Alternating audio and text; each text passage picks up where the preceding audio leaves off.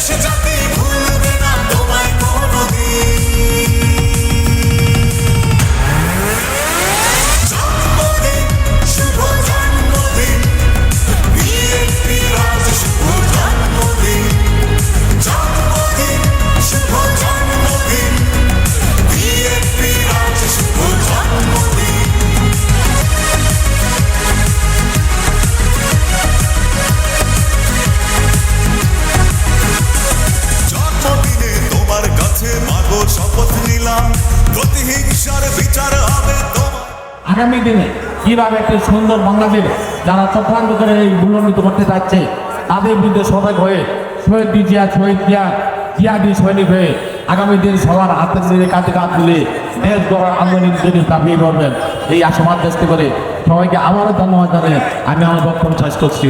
আপনারা আমার একজন